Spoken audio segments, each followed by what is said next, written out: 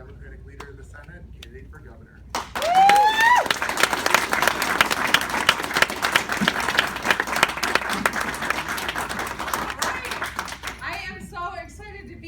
All of you. I am like in awe that there are this many people on a Saturday on campus. I know we haven't quite bumped up against the football game yet. What time do the chips? 4 o'clock.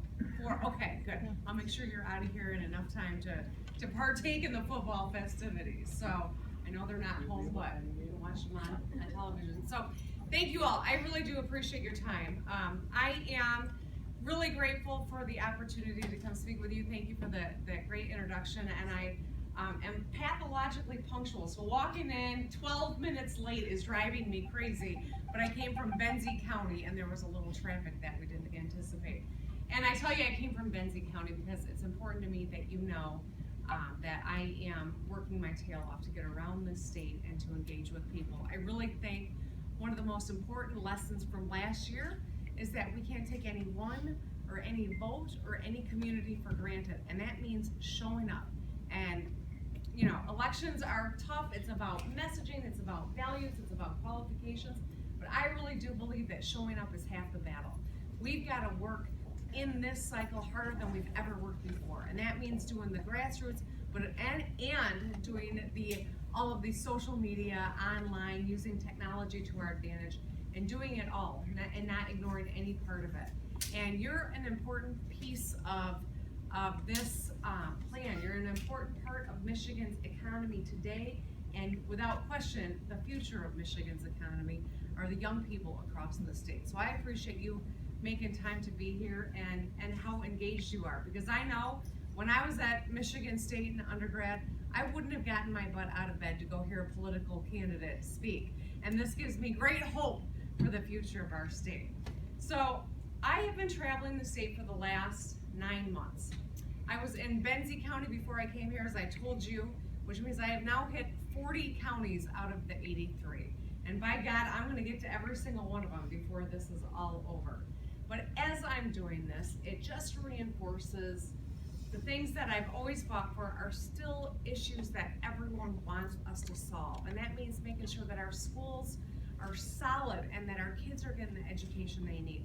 That means making sure that a university education, if that's your path, is affordable and you're not leaving this institution with crippling debt so you can't start a family or buy a home.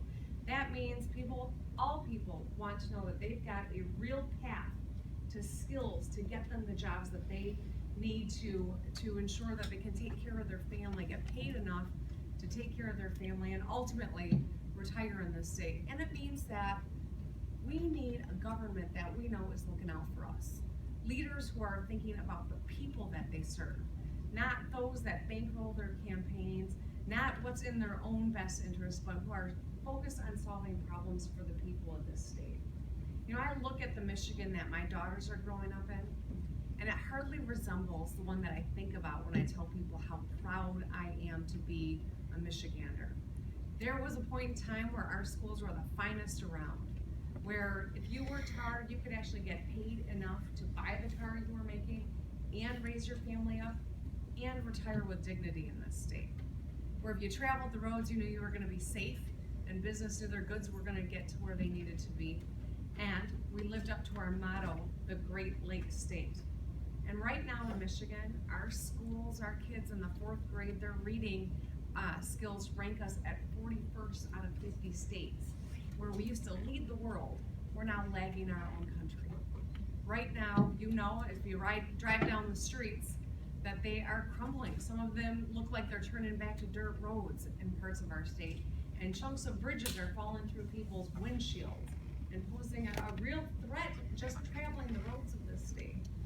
Right now, there are people across the state who haven't had a raise in 10 years, and some who are working minimum wage, and they have no hope of making ends meet, much less getting their family ahead and moving, making sure that their kids have a better quality of life than they did. And right now, in the Great Lakes State, there is still a city full of families who can't bathe their children, much less drink the water coming out of their taps. By God, I think we deserve better, and I hope you do too. Do you? Yeah. Yes. This is not a lecture. We're on a campus, but this is not a lecture. So I'll tell you that I served in the legislature for 14 years. I worked my tail off. I was the leader of the insurgency the whole stinking time as I was in the minority the whole time. But I'm proud of the fact that there were some opportunities to really make a difference, to step out and to raise my voice on behalf of people. I worked with a governor to expand Medicaid here in Michigan, so we've got 640,000 Michiganders who now have coverage who didn't before. But I worked against that same governor when they tried to take away women's rights to ensure that we had all sorts of health care coverage, even for abortive services. And I took to the floor and I told my sad story of being raped when I was a Michigan State student. I am willing to take on anyone that I disagree with, and that means I took on a Democratic governor when she wanted to take money out of the school aid fund to backfill the general fund. And I've worked with anyone who wants to solve problems as well, and I think that's the kind of governor we need now more than ever. Michigan needs leadership. Michigan needs young people to get into leadership. I don't know, how many of you are thinking about running for office one day? Oh, that's excellent. I'm glad to see that. Brian, I'm glad to see your hand go up. I think that's fantastic because we need to encourage young people to run for office. I know that the decisions that are made at our Capitol impact every one of us in every walk of life every single day, and our voices are not at the table enough, and they're not loud enough, and we are not setting the agenda, which is why I'm running for governor. I've had it in this state responding to someone else's agenda. It's time for us. It's time for us to set the agenda in Michigan. Michigan is a great state. We have got so many unique, fantastic things about this state, but we need leaders in Lansing who really are looking out for the people that they serve. I've lived in this state my whole life. I grew up in Grand Rapids and East Lansing, and that's where I've made my home, and I chose to stay here. When I graduated from Michigan State, I could have left the state like a lot of people do, but I wanted to be in my home state, near my family that I love so much. And because I was here, when my mom got sick with brain cancer, I was able to take care of her at the end of her life. It coincidentally happened at the same time that my first child was starting her life, and so I was one of those members of the sandwich generation where we're taking care of a generation younger and a generation older. But it was because I was here in Michigan that I had that opportunity. And I want my kids to choose to stay in Michigan. I want you to choose to stay in Michigan. I want your kids to choose to stay in Michigan and to have a real opportunity here. And that means we got a lot of work to do because the issues facing this state are huge and they are urgent. Fixing our schools is not going to be an easy task, but we can't afford not to do that. We're missing a generation of kids in their first 1,000 days, which is the most important because we don't have universal early childhood education. The issues facing the state are huge because we've got fewer and fewer people going into education because the people in Lansing have devalued and demoralized the ranks of professionals who dedicate their lives to helping kids learn. That is heroic, and it shouldn't just be something that is compensated all right. We should value and treat our teachers and our support staff in our schools like the professionals that they are. That is going to change when I'm governor. We need to make sure every Michigander has a real path to get the skills that they need. That means apprenticeships. That means opportunities in high school to explore different paths because this four-year university path is awesome, but it's not for everybody. And we got to make sure everyone in the state has a real path to a good paying job. And we got to demand accountability. Michigan is dead last on many studies that look at transparency, that look at ethics rules. We are dead last. That needs to change. We need to know that the people working in Lansing are actually working for us, the people of this state. I was raised in a household with a Milliken Republican father and a Frank Kelly Democratic mother. And that means we had a lot of interesting conversations in our house. But the lesson always was this, that our allegiance to the state is the most important allegiance. That government is to level the playing field because no kid chooses what family, what zip code, or what school district they're born into. and that at the end of the day, we work with anyone who wants to solve problems in this state. I'm proud of the work that I've done in the legislature, but I'm here and I'm most interested in what you want to talk about. And so with that, I'm gonna stop the monologue part of this, the lecture part of this, and let's make it more of a discussion, because it's when I'm listening and learning, and when you're telling me what you think I need to know, what you want to hear me talk about, that's when I'm learning the most, and that's what helps make sure that I'm building a platform that really reflects solving the problems that we need solved. So with that, who wants to get us started? Yes. I'm a Mexican. I'm born in Mexico. I come as an immigrant here, and it makes me very sad what's going through. Sorry, can I cry? Those kids didn't choose to fly up here. I choose to come here, but they didn't. And I see how those kids have been suffering so much right now. They want to take it away, the DACA. And being a dreamer, everybody has a dream. You guys have a dream. We all have a dream. And I believe that this, if we give it, we should give it a chance. I want you to tell me that what you will do for those kids. Why we need to do something about this. Especially Michigan, don't let go of those kids, because it's our future kids too. Because we, as unite, we can do so many things. I came here as an immigrant, and what I do with the schools, I've been a mom, a school mom for so long since my daughter was very young. And I want that everybody have opportunities, and don't pick them up, because we are the future for those kids, and they are our future. I want those kids to be protected, and I would like to know what you would do for them. Well, thank you for speaking up on behalf of all the dreamers. I appreciate you doing that. I know it's not easy. I can tell it's emotional, and I appreciate you sharing that with everyone here, because we've got to educate the people of the state, just like we have to educate the people of our nation, and that obviously the members of Congress who need to act. I'm so tired of watching congressional members say, oh, they're praying for a solution. You know what? Members of Congress can take action by passing legislation to protect all of the young people who came by virtue of DACA and who are dreamers. So we need to put pressure on our congressional members to take action. Michigan, one of the best things about this state is that we are a diverse state. Finns came to the Upper Peninsula for mining jobs. You know, people came from the Middle East to Ford in Dearborn, Michigan for jobs with Ford Motor Company. The Dutch came to West Michigan, and I'm not sure why the Dutch came to West Michigan. To build furniture?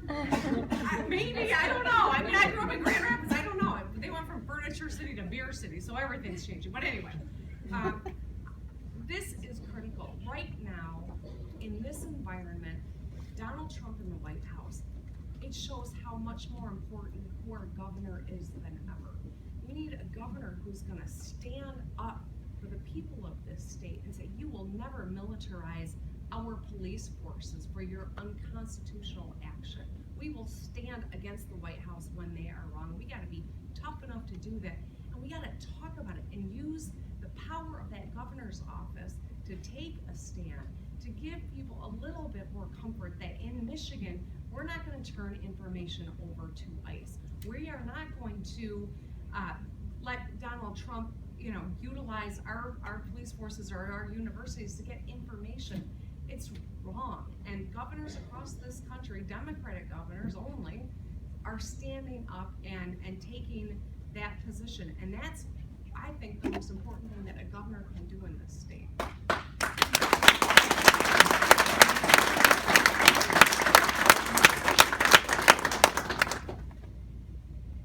Yes.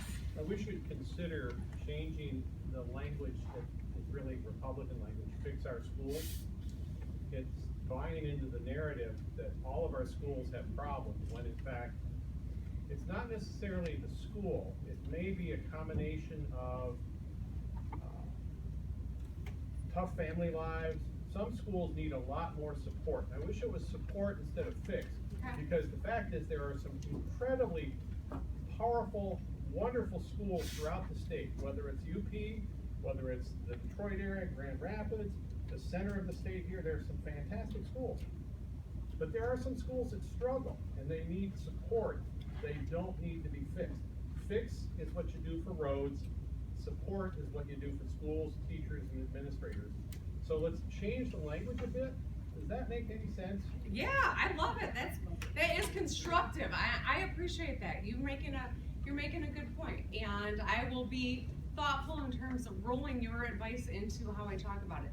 One of the things that I know is in Michigan. So I'm going to throw all my biases on the table. I don't have a poker face. I'm not able to say one thing to one group and another to another.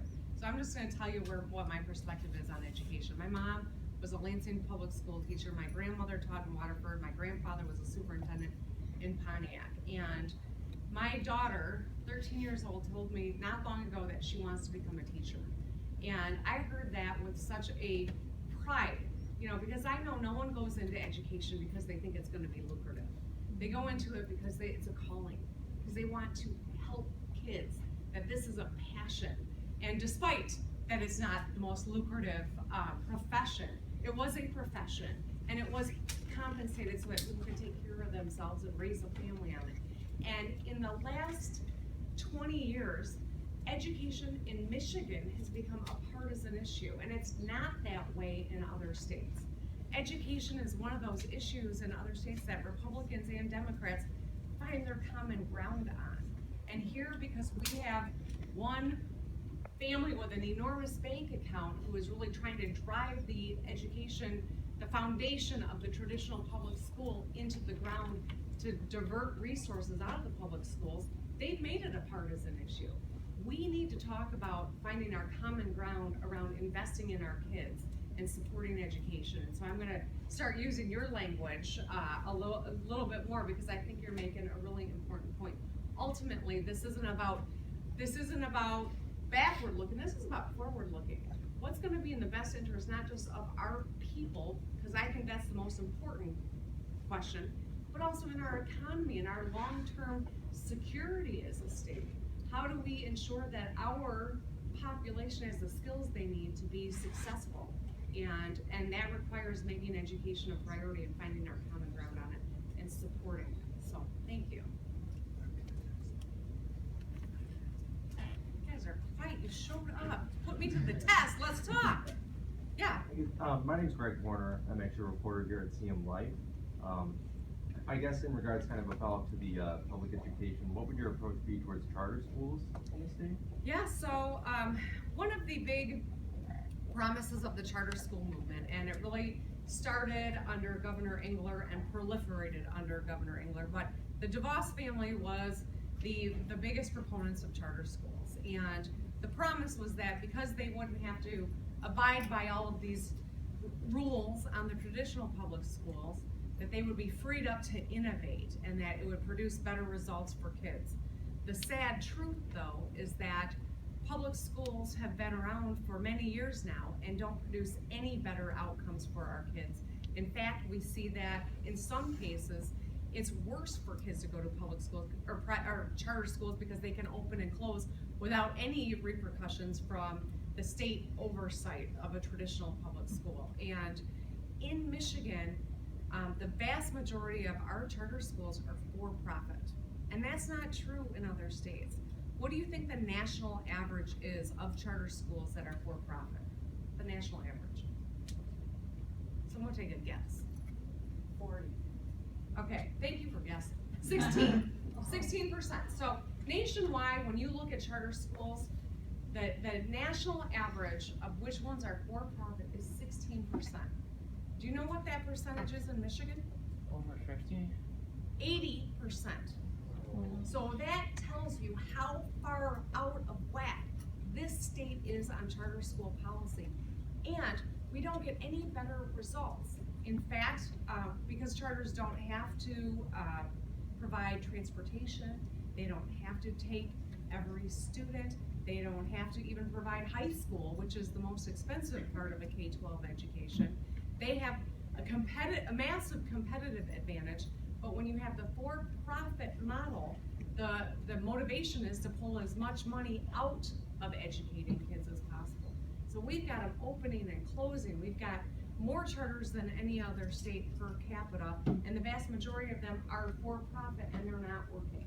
And so my position on charter schools is I believe that charter schools are going to stay in Michigan, but we need a governor who's gonna hold them accountable to the children that they're supposed to be serving. And if a charter school's not working, it shouldn't be in business. That doesn't seem that unreasonable. If they can't do their fundamental call to educate kids, they shouldn't be taking taxpayer dollars and giving kids an education that's not working for them.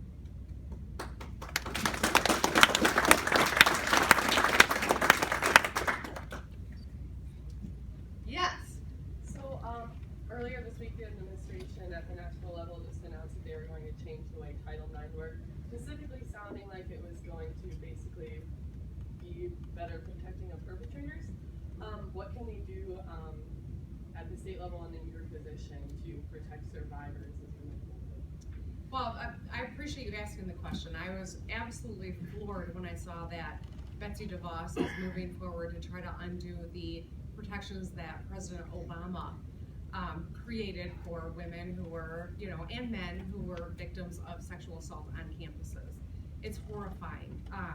One of the things that after 14 years in the legislature, one of the strange things that happened was my prosecutor in Ingham County got caught up in a scandal and resigned, and the judges in my county asked me to come in and be the prosecutor for 6 months. And initially I didn't know if that was something that I was the right person for, but they said we need someone who's gonna restore integrity to the office and earn back the public trust. And I did that. And one of the changes that I made when I was the prosecutor was there were two big things that I did. I only had 6 months, but I thought these were both important. One is we hired another diversion coordinator so that we could keep nonviolent offenders out of jail and get them back on a path to being productive and avoid, the traditional court system and criminal justice system. The other was we created a domestic violence and sexual assault unit within the prosecutor's office, coordinating with the campus in Ingham County, with MSU's campus, and providers. And that was something that was long overdue, that we know works, and that is critical to helping survivors. I see what's happening at the federal level with Betsy DeVos.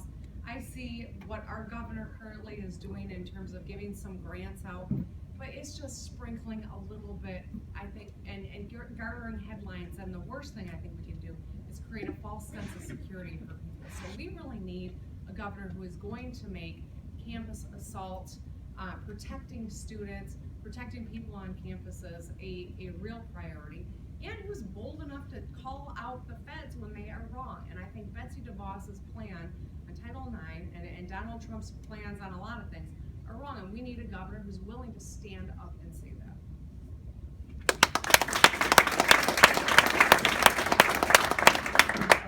And then grab you, okay? Question. The EPA has been doing everything they can to reduce the safeguards in so many areas. You're just drinking some water, and that's one of the big concerns. We just had the Flint fiasco. We know we're not testing water the way it should be tested around the country. We have 20% of the fresh water right here. And as governor, what do you think you could do differently than the past administrations to deal with our drinking water, which isn't a threat yet, but with global changes, we can expect that drinking water is going to become a very big issue. Yeah, absolutely. So one of the things, anyone who's lived in Michigan even for a little bit knows that we are defined by our water. It defines our borders, but it also defines our psyche. And I always talk about that. My favorite memories as a kid in Michigan, we're swimming with my brother and sister, or fishing off the dock, and that's who we are in Michigan. We are home to, or very close to 20% of the world's fresh water, as you pointed out. Yeah. And because of that abundance, I think we've been lousy stewards of it. We've always thought it's going to be there. We let the water run while we brush our teeth. They don't do that in other states. We have been lousy stewards of it because of this abundance. And I don't see any reason why, with all the brains and universities and water we have, that we're not world leaders on water stewardship.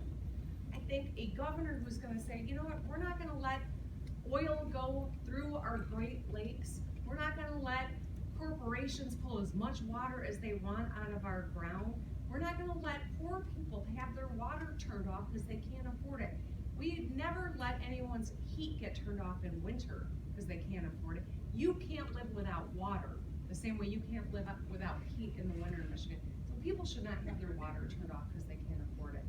We've got algae blooms across the state. We've been terrible managers of water. So what I envision is a state that has, Michigan has a Department of the Great Lakes dedicated to water management, dedicated to ensuring the safety of our water, the provisioning of our water, and that access to affordable water for everyone across the state. And that takes, you know, that takes resources, but that takes priority. That's really about values more than anything. And Michigan should be a leader on water management, not the worst offender around.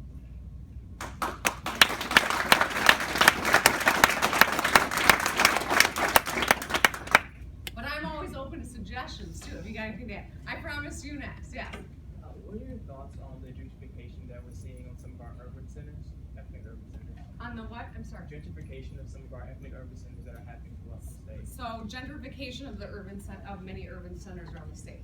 You know, I have this is an issue in many cities across our state, and I've heard a lot about it in Grand Rapids and obviously Detroit, just as specific examples. One of the things that I think is really important as I spend as much time as I do. Where are you from? I'm originally from the city, now I live in Macomb, or Detroit, the city. Detroit, okay. So I've spent a lot of time getting around the city of Detroit and making sure that I really have an appreciation for the challenges and what a governor can do and needs to do to be supportive of a real recovery for the city of Detroit. Now, the city of Detroit, as you know, but maybe not everyone knows, is 143 square miles.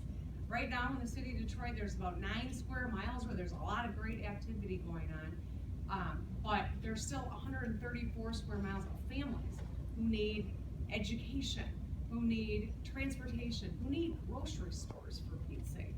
And so I think a real urban agenda is one that addresses those fundamental concerns for all of the people across the city of Detroit, but in all of the major urban centers of our state. Gentrification, you know, it's interesting to see the story of Detroit, right? That you've got all of these Quicken Loan employees and young people moving into the city, and that's good news, but now when it's displacing residents who have been there their whole lives and now can't afford housing because of this being inundated. So we've got to do work on affordable housing for people in cities, and I think that's where a lot of cities have not done enough, so that the lifelong residents who have been there, who've always been there, aren't pushed out of the city that they've always called home. So I think that's one part of that answer. Tell me what you think I should be thinking about, or what do you suggest to me? Well, you're in a very interesting spot, because if you were, when you get elected as governor, you definitely don't want to take away that local control that the city needs, right? That the mayors and there's people there who know the city, they live in the city, but there's definitely support that the federal or our state can add in their developing of plans or the resources they need to actually be effective in executing those plans. I think a lot of times we say Detroit needs X, Y, Z, but where's the help to make that happen? Because it's been a long time of people not getting to the city or taking from the city or people doing the city wrong that's put them in this specific position, and we've never seen a lot of the rest of the state, or actually I would say the rest of the state, we haven't seen a lot of external help for the city getting where it can be again.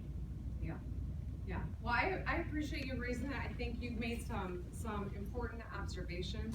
You know, as a legislator who's seen revenue sharing get cut, and the requirement or all the onus and responsibility for running services that used to be funded through revenue sharing pushed onto local governments who are often have no other ability to to provide these critical services than to go to their own tax base over and over again. It's the legislature shirking their duty and not wanting to take the tough votes that they need to in order to make sure that we can provide infrastructure and public safety across the board.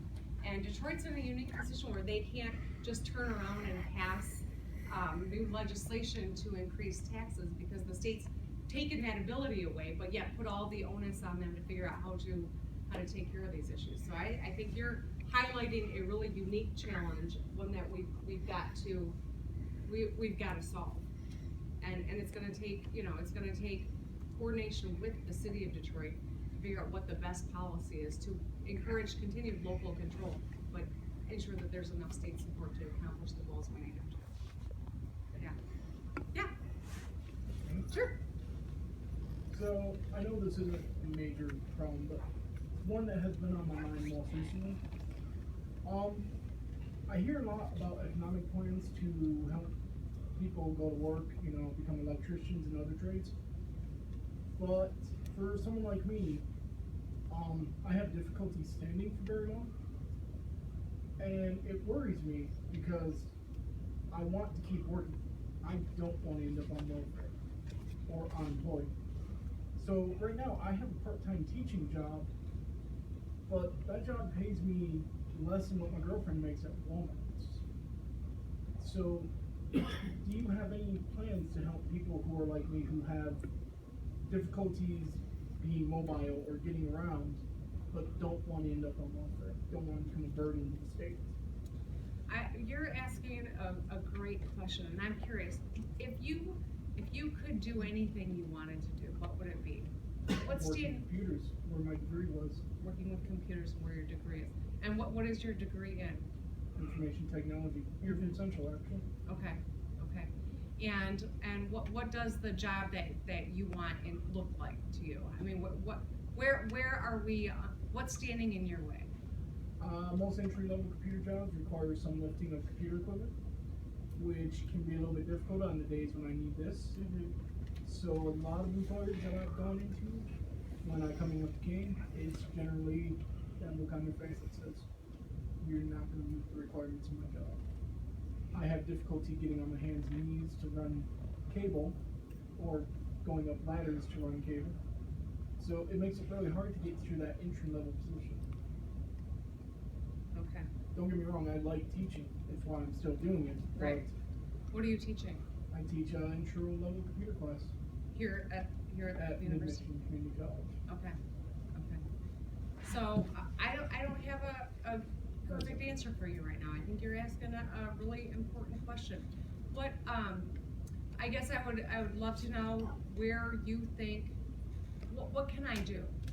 Give me some advice about what you need or what I can do to make those connections, to work with the employers of this state, to. I guess what I think would help is if, when people are looking for work, if there's some way to work with employers to help still hire people like me who have these restrictions without leading to the employer feeling like you're a very expensive employee. I'm not sure what the answer is. It's something that has been on my mind most recently because this is the third time I've ended up with a cane in the last year, and I don't like that. I struggle to go to my class and teach. I can get about 15-20 minutes standing before I have to find a chair. And while my students are greatly understanding, it is embarrassing and awkward for me to feel that out of control of my future. So I'd love to exchange contact information with you because I do have an employer from the area from where I represented in the legislature for many years, Peckham Industries, which has done yeoman's work in getting people with physical limitations into great employment. And I guess I would really like to formulate a plan about what a governor could do to help the population in your predicament to get to work and get full employment. So is that cool? You share your information with me? Okay, good. Thanks. All right. Yes. Going back to water, what is your plan in regards to the Line 5 pipeline? And if you were to shut it down, how quickly would you? Yeah, so Line 5, is everyone familiar with Line 5? It's good. It comes up everywhere I go. People are paying attention. I think that's, I love it. I think it's so important. You know, my position on Line 5 is that I don't want any oil, I don't want any tar sands going underneath the Great Lakes, period. Now, Line 5 Enbridge has had an easement going underneath the Great Lakes for, it was supposed to be 50 years, it's been 65 years now.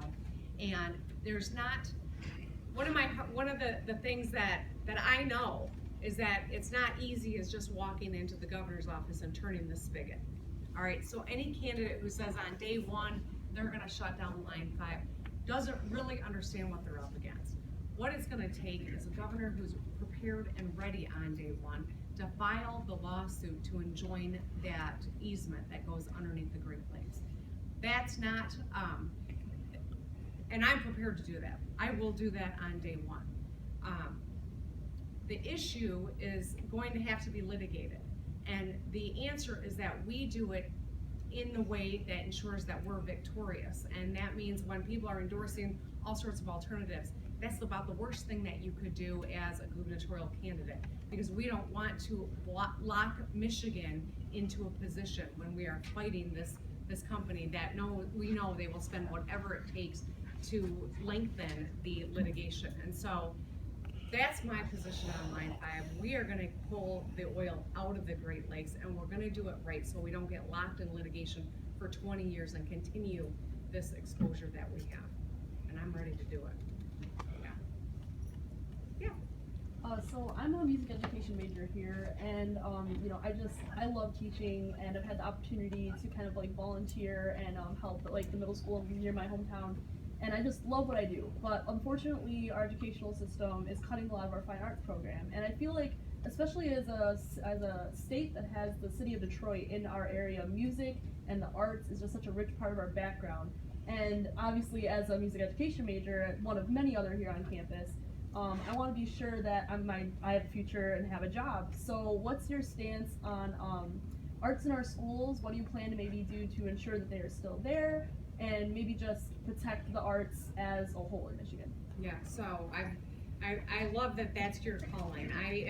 Have never been talented in the arts, but I can appreciate great music and beautiful artwork. So I think it's absolutely critical to brain development. I think all the science shows that, and I know that when we've got a state that has elevated test scores above, above and beyond the quality of the training of the minds of young people, that we're not doing it right. And I think all the science bears that out. And so one of the things that we're working on right now is a real comprehensive education plan.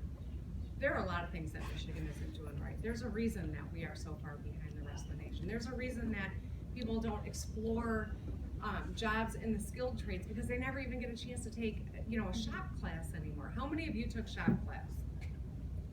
All right, a few. I'm in some rooms and no hands go up, frankly. How many of you had art class in school? All right, everyone who's older especially. Okay, good.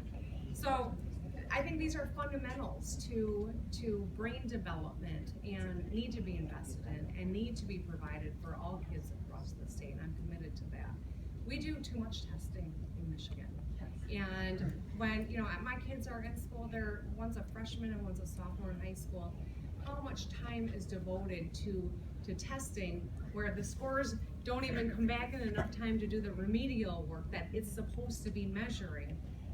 And so we've got to do a lot of things differently, and I think that the curriculum is one piece of that. And I'm tired of legislators supplanting their wisdom for educators, for people who are trained in educating. So one of the things I'm committed to, and this is going to sound really radical, is getting experts to tell us what the policy should be, to hiring a cabinet that is actually reflective of the population that they serve and has expertise over the subject matter of which they are supposed to be overseeing.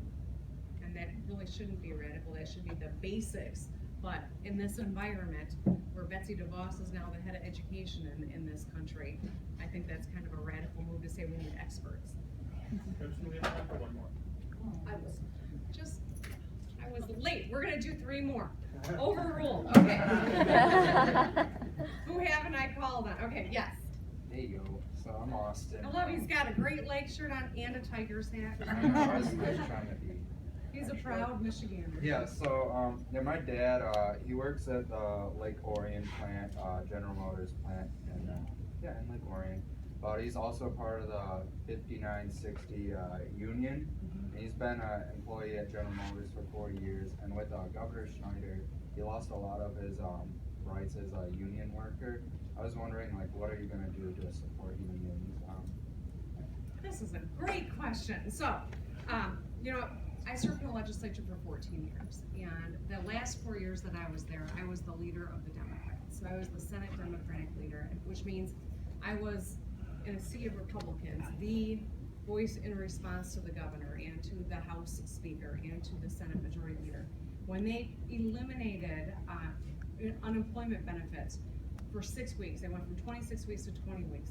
I was on the front line trying to fight them on that. I am dedicated to ensuring that people who are unemployed have the support that they need to get by, and that 26 weeks is something that's important. When the governor and the Republicans locked the people of the state out of the Capitol building to run what they call right to work, but what we should probably start calling corporate servitude law.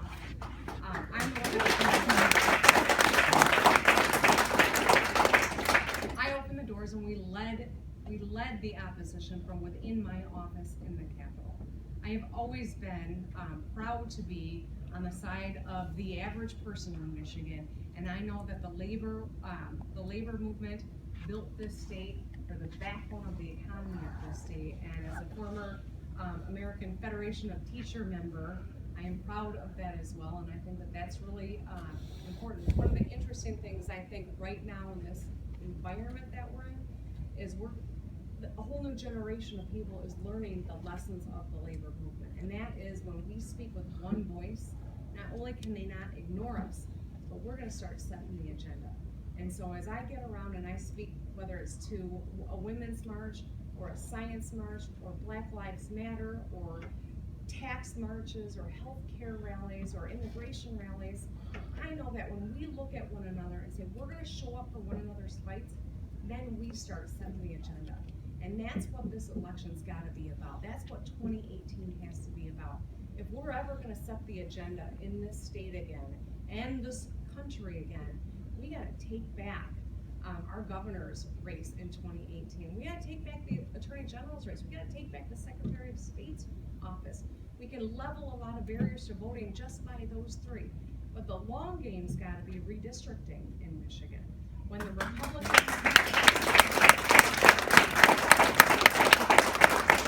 and I know I saw someone with voters, not politicians, here, that's gotta be the long game too. Because when legislators pick their constituents, you get the policy that we're getting instead of the constituents picking their legislators. When I took my oath as the Senate Democratic leader, Democrats won 50% of the votes in that election. So I should have been the leader of half of the Senate. It should have been 19-19. Because it was so gerrymandered, I was the leader of 12. The Republicans had a super majority, despite the fact that 50% of votes cast were for Democrats. When we set the agenda, we all do better. And that's what this election is all about. And thank you for asking the question. I went way beyond it, but I appreciate your asking it. All right, I promised 2 more, yes.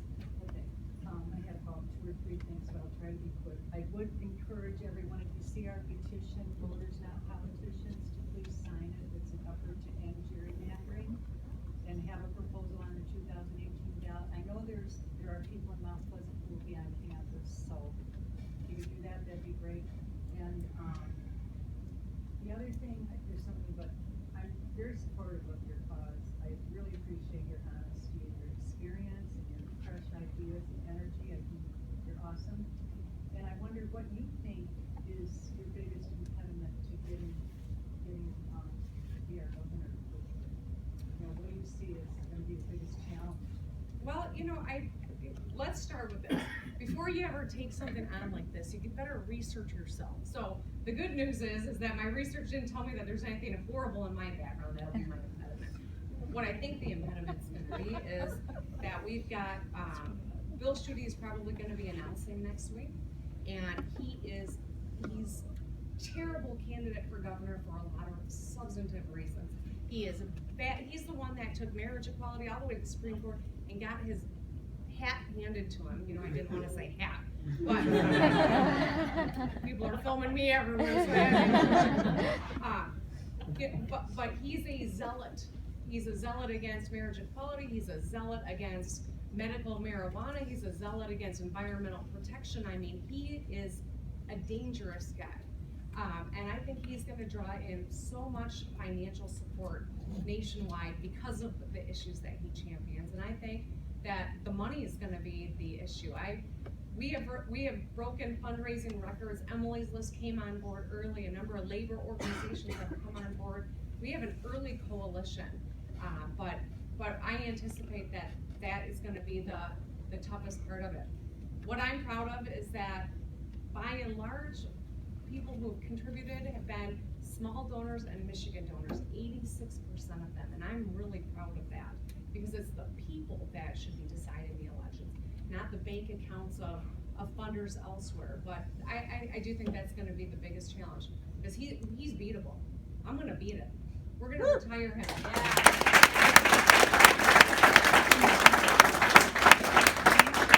He's been in office since I was in middle school. It's time. But I promise one more. Yes. Question on urban revitalization of the North and Lansing area, and I grew up in a rural area. I'm more of a independent, but I want to see CMU do very well. And what I see is the gentleman here, the gentleman from Detroit, talk about gentrification, and it breaks my heart to see like so many people feel they can't get ahead because financially it is hard to get ahead. And I attended the Northland speech back in November, 2 days before the election, and he spoke too. And I listened to him and listened on TV, and my advice to you is to stick to like the pocketbook issues. It's fine to talk about, a lot of the other issues, but when he spoke about the cost of healthcare, how can we get businesses to lower their healthcare so they can actually cover workers? That made a lot more sense than what you hear on airwaves. And that's my advice to you is have some more like common sense philosophies, I guess. And I was talking about like a principal at Penn, how many years ago. Mm-hmm. They have no skilled trade program at all. So you have hundreds of kids there that have no opportunity to be a welder. They've never seen a hammer, much less pick one up. And, And even though most of the people assume are high-tech, high-tech people, there's some folks who are not, but they might be the same people who might be able to make $50 an hour in skilled trades. So that would be my advice, focus on that area. What a funny note to end on, an independent giving me advice to focus on pocketbook issues, and I love it. I'm glad that you did, and I'm glad you're here.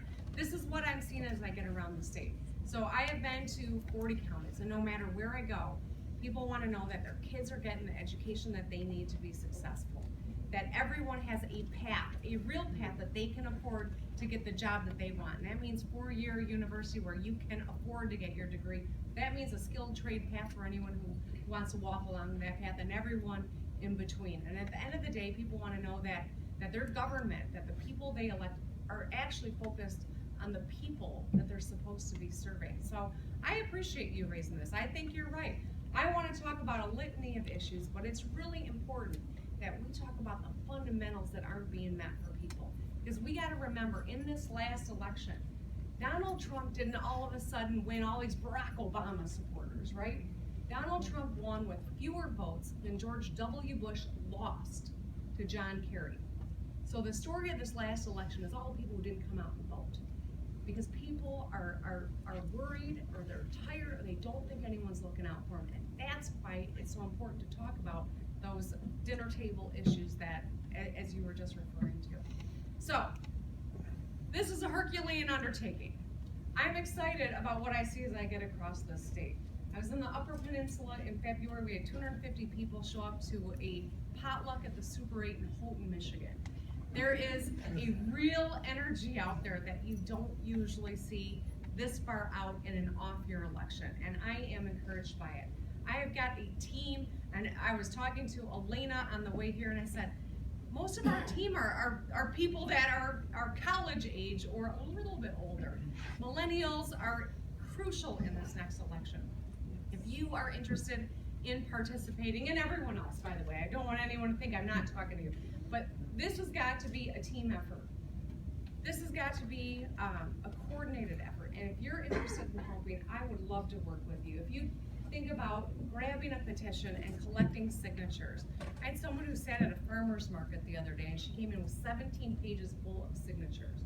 You want to hang out in front of a football game or do a little tailgating, but just make sure you're still clear enough to sign there. That's great. I need your help. I got to turn in 15,000 valid signatures. I'm going to turn in 30, which means we're going to collect 40 to make sure that when Bill Schuette scrutinizes all my signatures, he can't get me knocked off the ballot, because we know they're going to try every step of the way. So if that's something you'd be interested in, we've got a role for you. If you want to do an internship with our office, if you want to be my person on campus or my few people on campus, I would love to work with you. So I appreciate you making time to be here. I appreciate your energy and enthusiasm, and if you want to get on board with me, I would love to work with you on this. Thank you so much.